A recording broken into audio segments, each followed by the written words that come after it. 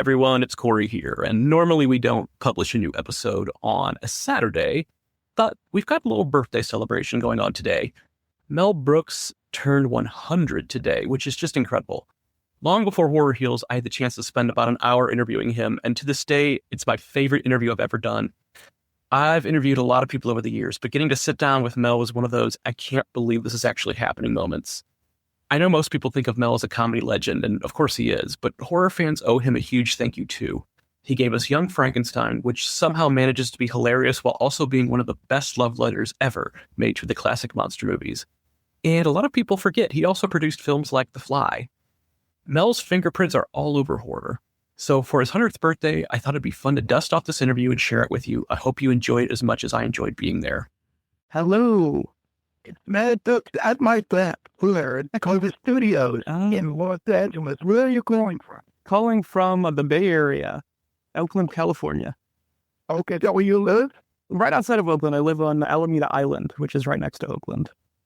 It's a little island? It is. It's all nice up there. It's so beautiful. Oh, yeah. It's like, I came from a tenement in Williamsburg, which is a section of Brooklyn, near the Williamsburg Bridge, right far from the bridge. And I liked it. I went up until I, left and saw other parts of the world. I thought it was great. Absolutely, yeah. California's great too, Oh, California is amazing. California is really paradise. I mean, absolutely. I said it. It doesn't, hardly never snows and sleet, and we do get an occasional, the fun at the back. It's pretty nice apart from that, yeah. Yeah, it's pretty nice. I'm glad. I've been here since actually, when did I do Blazing Saddles? 72. And I've been here, I moved out in 73 or so. Yeah, wow. And I've been here ever since. I get an apartment in New York. Yeah, just to be legitimate. Right. I go back once or twice a year, and just for the right kind of, I don't know, bagels, cream cheese, right, excitement, and occasionally a big Broadway show like The Producers or Young Frankenstein. Something like that might steal you away for a little while. Yeah, but it didn't. Yeah, and there's nothing like there's nothing like it. There's nothing like a live show. Yeah, like it. No, you're absolutely right. Well, they really put an incredible box set together. I got to say, I don't know where they thought. Looking to me, the subject of the subject matter, I don't know where they found things like the Whistler rap. I don't. But an idiot was saying, keeping time with that Barry Levinson. The Barry Levinson is a great man. Right. Rudy DeLuca contrived this show. They contrived. I think David Frost produced it. I mean, it was like 30 years ago, 25 years. Yeah. And I did a guest shot and completely forgot about it. Suddenly, the Shout Factory, the Sherlock Holmes guys, show me that means that I do that. So many crazy things.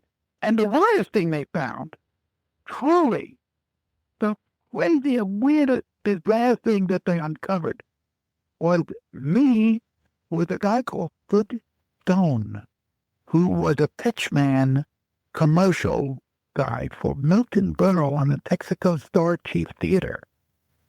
And he would open his little pitch unfolded and then make a pitch for Texaco Star Chief Theater.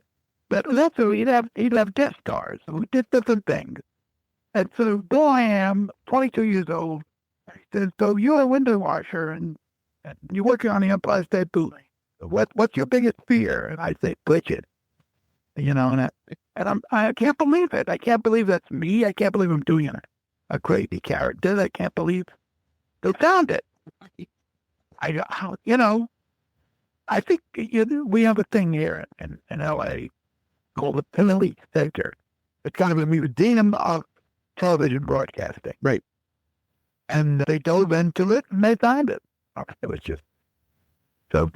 Yeah. Unbelievable that they were able to pull this together. This is, I got to say, one of the highlights for me has got to be the CD that came along with it, because I love the music, that you did for the movies, and it's great to have this in a CD form now, which is Oh, that's great. Yeah, that's great. Yeah, I'm actually thinking that very good DVD would be the numbers, like the Inquisition, Right.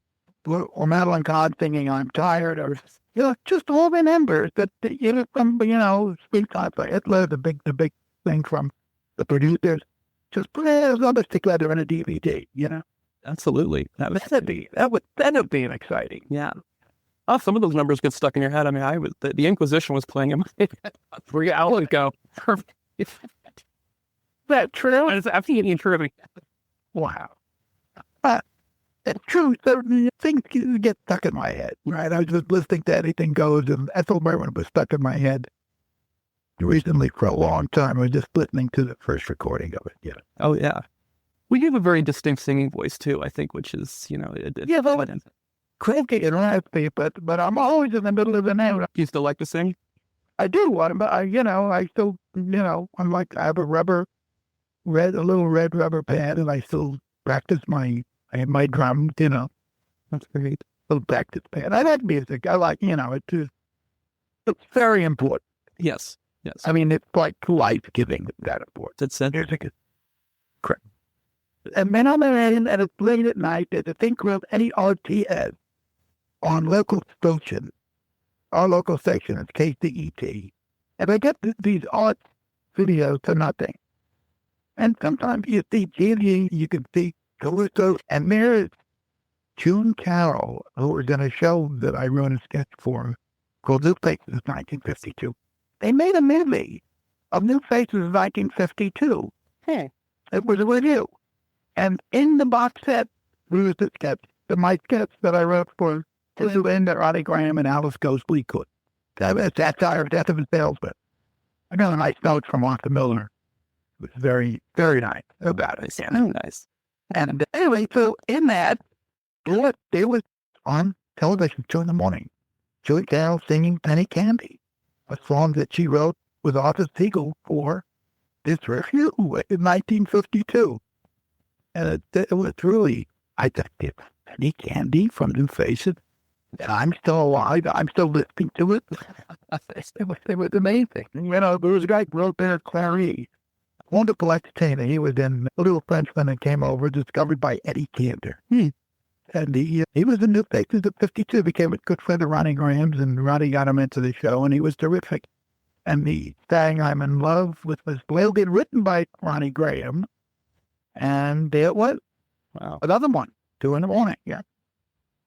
New Faces, and the dandy videos, and they get permission, and they show them at night. Sometimes it's quickly something like Claire de Lune or so, or, it could be a Dave Busey thing or that song. Then get through the day.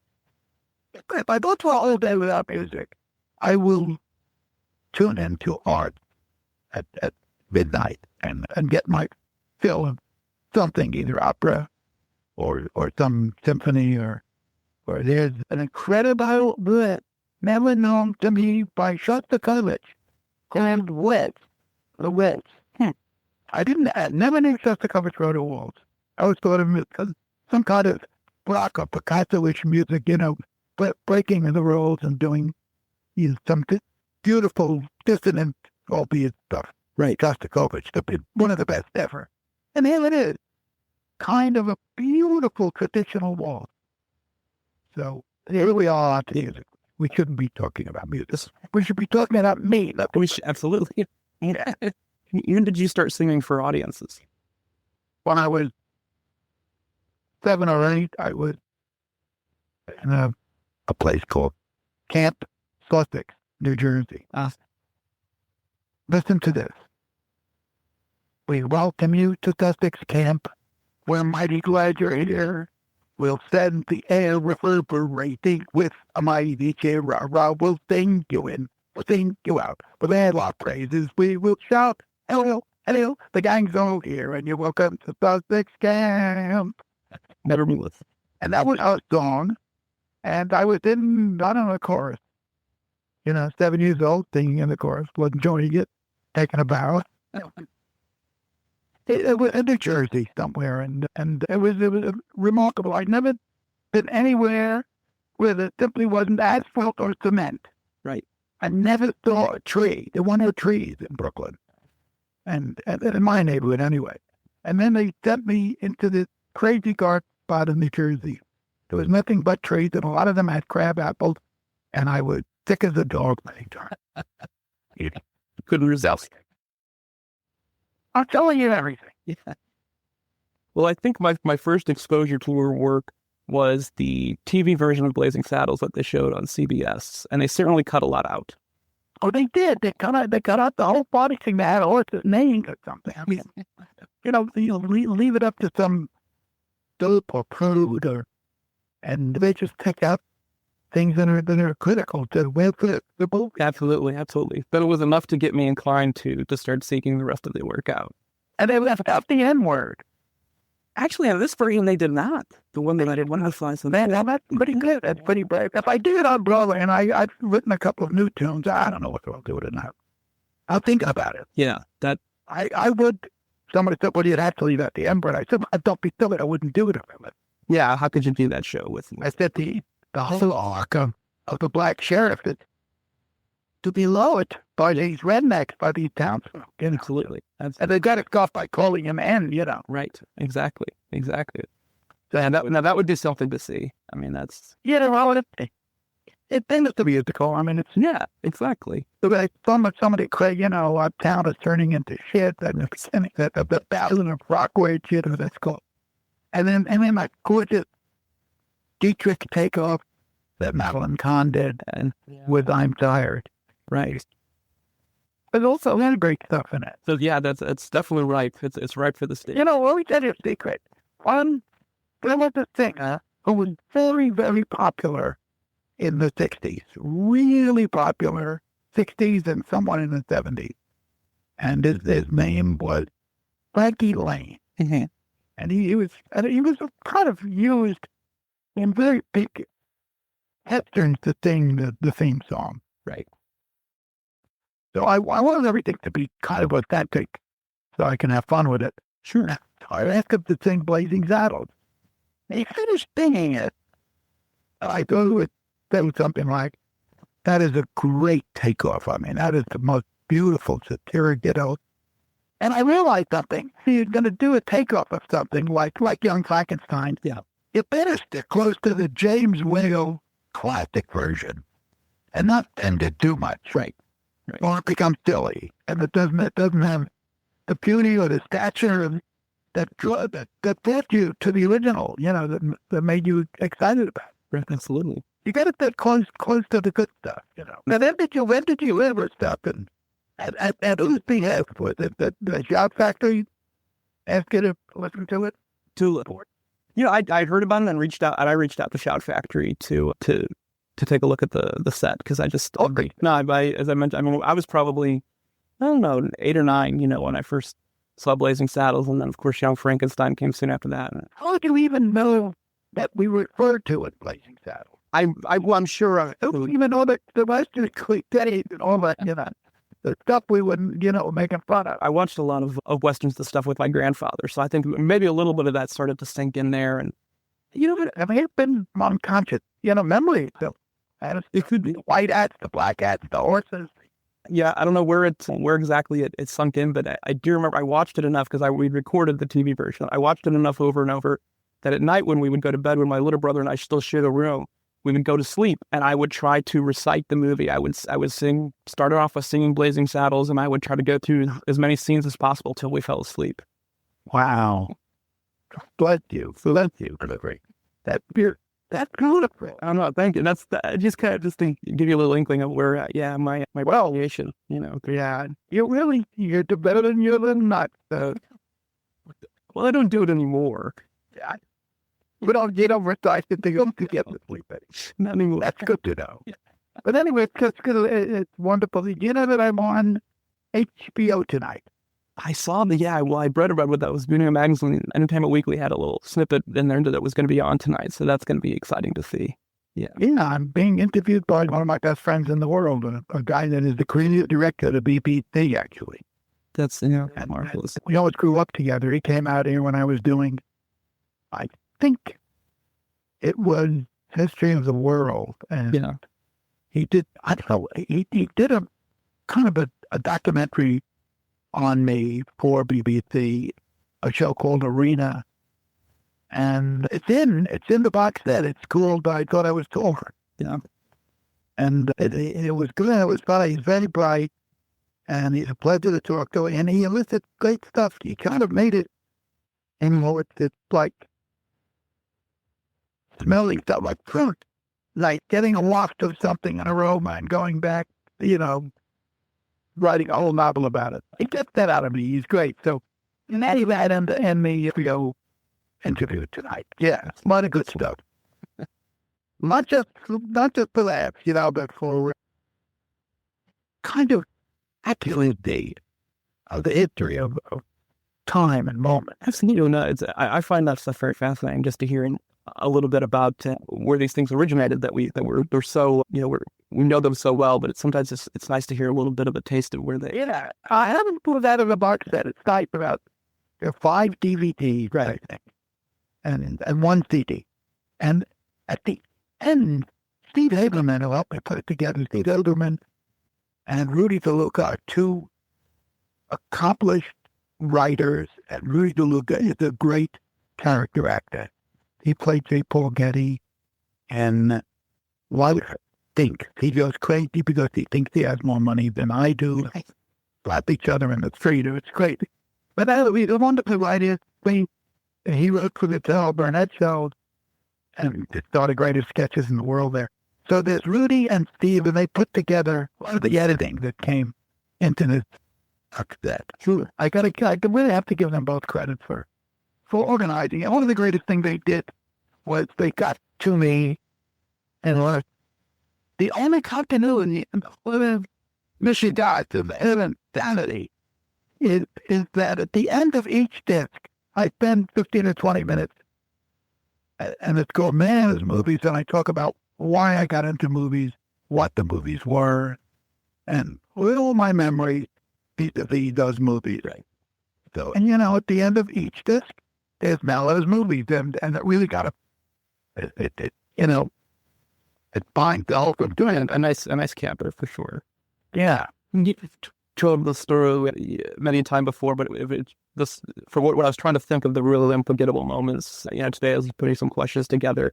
The frog vehicle and the horse's name. I don't think I've ever remembered exactly where that came from, but boy, that's something that has always stood out for me. I was given a good excuse, and I took it, and it's not true. But it was a great, someone said to me, I know why the horse is named. It was right after the picture opened. Because Glucker means glue, and they don't want to go to the glue factory. Yeah. I said, that's perfect. I love that. That's great. It's not true. I don't think it, I did a little, he said, I don't think Glucker means glue. But I said, who cares? Who cares? It's more true than anything could be. So let's live with it. It could be true. Glucker could mean, I think a general with a pointy hat in World War One, but I don't know. I really don't know where I got the name. Well, sometimes it's just those absurd moments that I guess don't need an explanation, but there's just something about them that tickles us. But people like Gene Wilder and Cloris Leachman, they not only act it, they throw their heart and soul into it. Yes. You really believe that they are those people, Sometimes you say you break for lunch and you see the madness in their eyes and you don't want to disturb them, but for sure let them stay in it. But it was like that. Now they could pop in and out of anything. It was a genius. Wow. Yeah. She was marvelous. Sure. Yeah. But it was great making all those movies, and I'm so glad at the end of each disc I can tell the truth and talk about them. And literally reminisce and enjoy. And he is the guy asking me the question. That's the Steve Haberman. Oh, okay. And he read some books about silent movies. One called Silent Scream. It's a wonderful book about silent movies.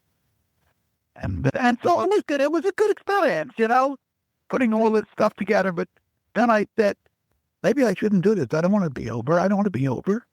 If I do this, I'll be over. I'm collecting all, my stuff. They'll have to do a part 2. They'll have to do it. Well, I couldn't do the L&M top one. It's on tonight. That's right. It's not in because there's hours, but they'll tell me, when are you going to write this and when are you going to send it out? talk about? As soon as possible. I'm going to try to get to transcribing my notes tonight and trying to get it written, here in the next couple of days. Could you email me your version of it? Yeah, I mean, I'd be yeah. Especially the I guess the NBC one would be so easy. Yeah, no, I'd be more than happy to send them to you, of course.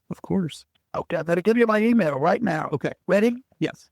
Corey, right. Okay. It's the man Brooks office at gmail.com.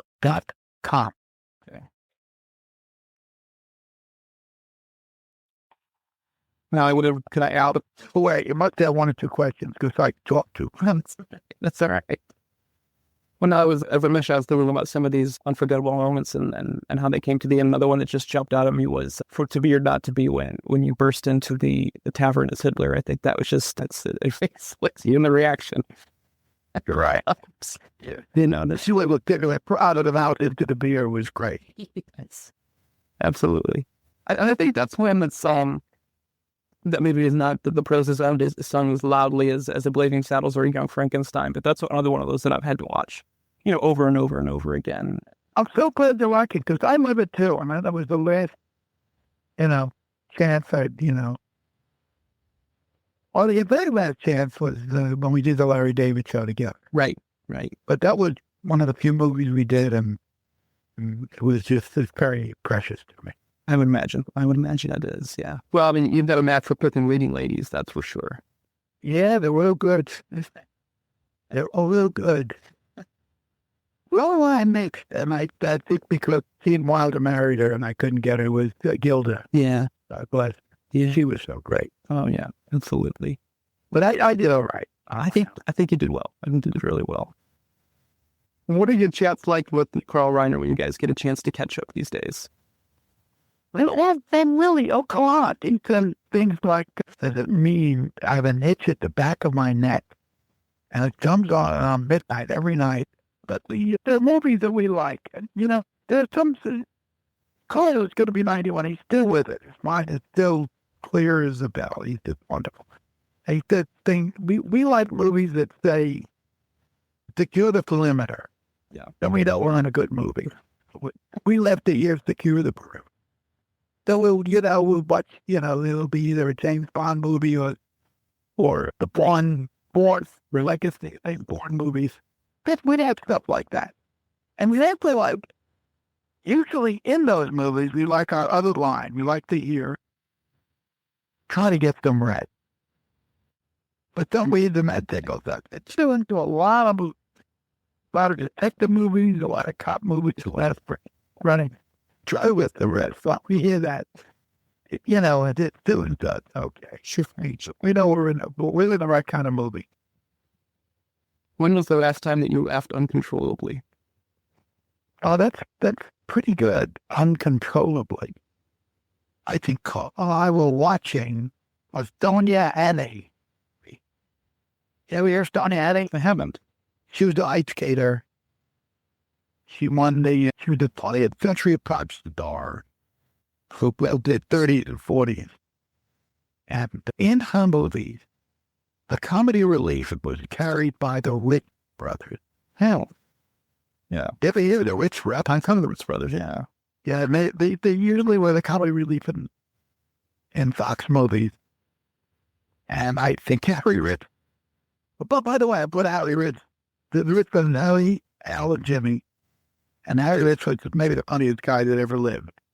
And Jerry Lewis and Fitz Caesar and so many other comics, and his facial expressions are, his the down to where he got them. But he was just a comedy maniac.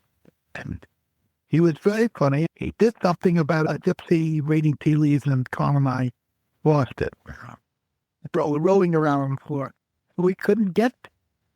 I didn't want to have a heart attack. I didn't want him to die, but we couldn't get to the TV, the remote, to shut it off.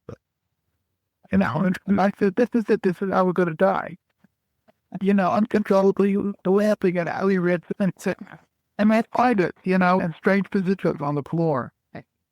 And then I later because it'll be past the Harry Rich or past the Sonia Annie McCree. It'll be out to something else, and they'll never know.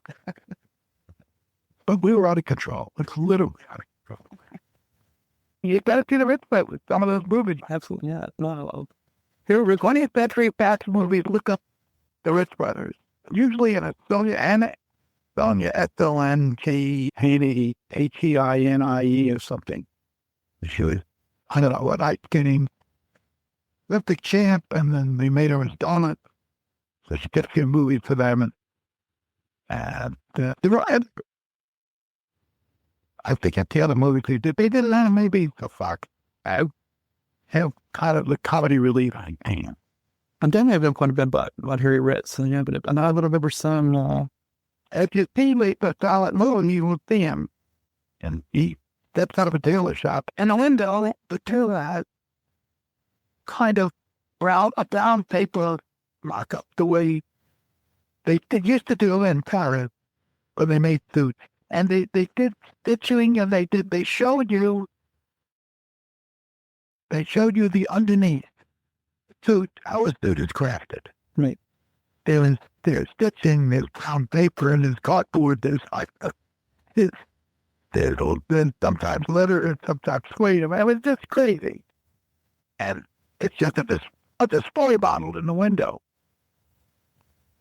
Well, I knew it was personal. I knew nobody would get it, but all of it comes out of the story, still at that one. Right. You know, you see it disappear from the window, and the mock makeup thing that comes out, you know. And it tickled me so much to see him, you know. And I got any of them, and we go to flying my suit. You know, I did whatever I could. They showed poor Paris, and they are exquisitely poor. And Carter said something like, rats for sale. You can make rat stew, rat pie, and the inevitable rat tattooing. He said, it's wonderful. And yeah, I try to stick comics in everywhere I can. What line do you think you get most often quoted to you from your stuff? Walk this way, people say, because it's something, I don't know why I threw this film with every picture I ever made. I loved Walk This Way. Cheap vaudeville joke, you know. And just love it. But people still use it.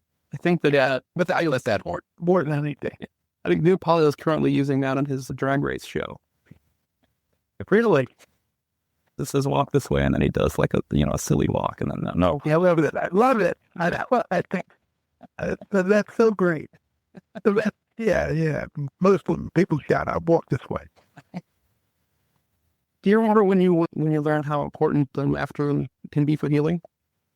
Oh, yeah. I mean, it meant a lot to me, you know. When I was a little kid, I said to my brother Bernie, I'll never forget saying it. You know, I said, Bernie, I like to laugh. And Bernie said, why? I said, because I can't think of anything else when I'm laughing. Nothing bothers me.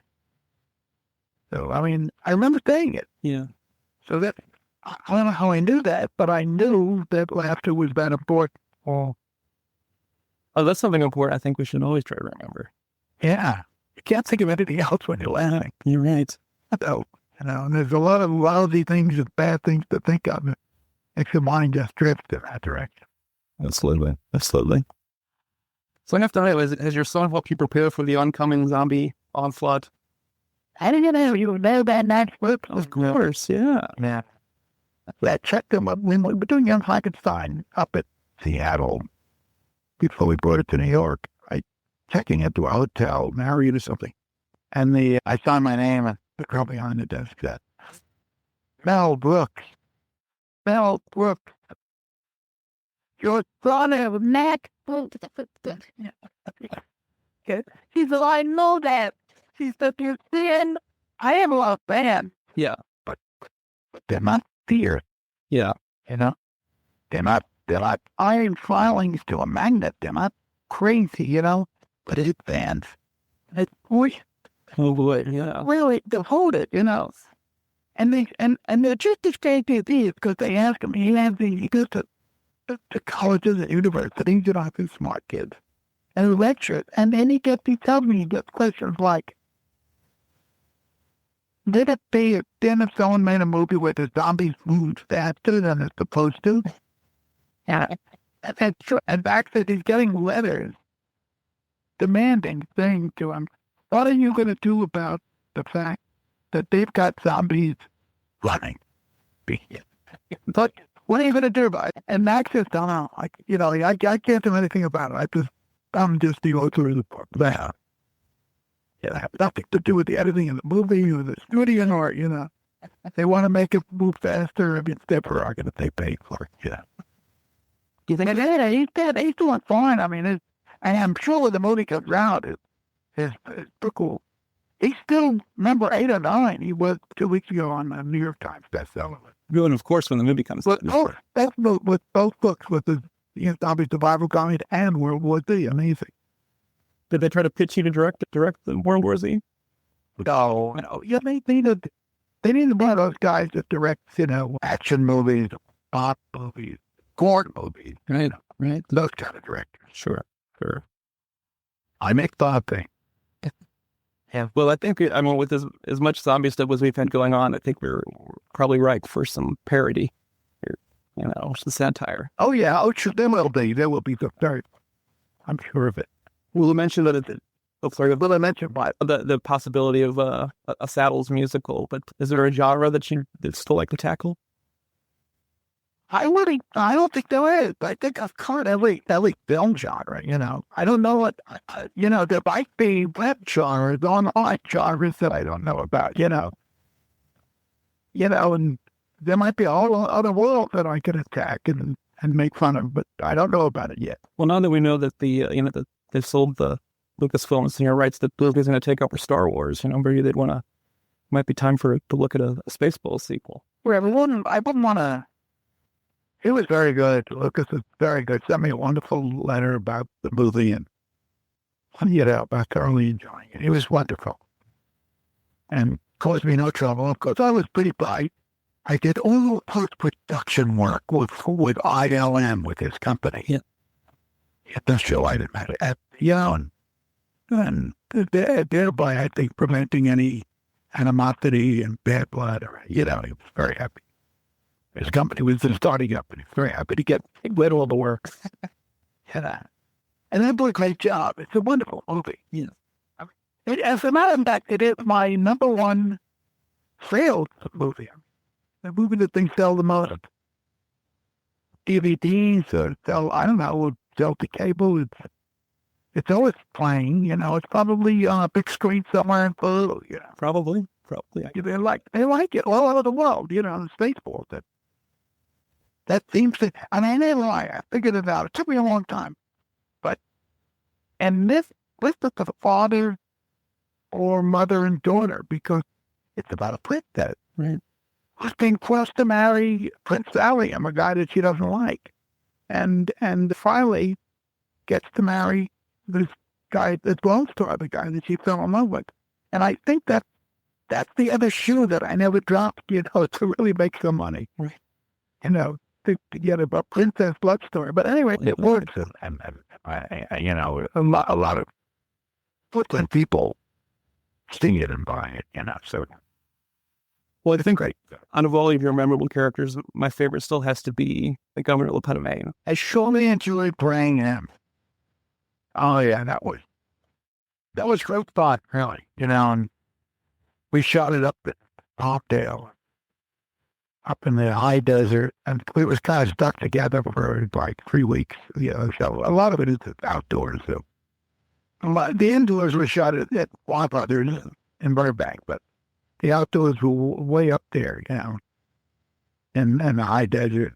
And it was beautiful. It was great, Everybody was fun. Everybody was Cleveland a little, and that Gene Wilder, all Harvey Korman, people I love, Sure. Working with, Was Harvey really as talented with that paddle bowl, or was that a camera trick? He did it. He really just realized. I let all them, that's really me being pissed off saying, and I grabbed it. I said, all right. I asked him later, I said, were you practicing? He said, no. He said, I just thought I liked it, I did it, He might have been lying, but but he was magnificent. He never mixed. I got crazy. He absolutely is, yeah. Yeah. A little Devon. We're going to take all the Indian land with a box of paddle balls. Yeah. And my excuse was Little Devil. They love these games. You know, it's kind of it's a great movie because there's that only good engine that drives it. You know, Right. listen to any color but white. You know, it's the great engine driving that picture. You know, Absolutely. and all the cliches of being of cowboy pictures. You know, scraping beans on a tin plate and punching horses. And it was just magnificent. When we had a screening, a sneak preview or a screening on it at the AFCO Embassy on Wilshire Boulevard in Los Angeles. And at that screening, I had cattle in the lobby, left over, of course. Like, I mean, it was a braille, going up to the theater at horses and tying them up to it. It was an amazing screening, and it really, I mean, you never heard laughter like that in your life. But that actually was livid. He said, this was, we can't release this picture. He hadn't seen it before, and he shoved me in the manager's office. And he said, I got a litany of anger. I mean, there was just one complaint after another. You can't punch a little old lady. You can't ever win an award. The N-word, you can't say it. I mean, he just went on, and I just made. And with me in the office was the guy running production there, a wonderful guy, just a year ago, John Cowley. And after that, as we left, I just scratched up the page, threw it across the room, and I hit 2 points. I had the waste paper basket. Cowley said, good Lolly. Yeah. It was great, but I mean, he actually expected me. He maybe didn't realize I had vinyl cut, but I didn't want to hurt his feelings, so I said, absolutely, this stuff was out, I'm not going to do anything so rude ever. But it was fun. I mean, and it really was fun. That's perfect. And the guy who, he was the domestic distribution for Warner's, and he said, we got a screening for him, and it's been a few people. And he said, we're not going to release this. It's the first movie in my life that I've ever done.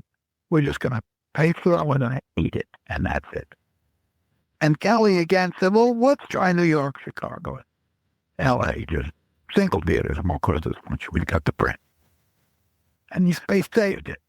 Wow. This guy never would have released it. He said, this was disgusting. He said, I won't release anything. That's disgusting. So I was lucky to have John Cowley running the production of Warner Brothers at that time in my life. Absolutely. Well, thank you so much, and you have a fantastic day. What a pleasure. Okay. Good to talk to you. Thank you. Bye-bye. I hope you had as much fun listening to that as I did talking with Mel. Looking back, I'm still amazed I got to spend an hour with one of my heroes. He was funny, sharp, and exactly the guy you'd hope he'd be. Happy 100th birthday, Mel. Thanks for all the laughs, the monsters, and for proving those two things belong together more often than people think. All right. Tuesday, we'll be back with another new Horror Heals episode. But in the meantime, remember, is horror good for mental wellness? Of course it is.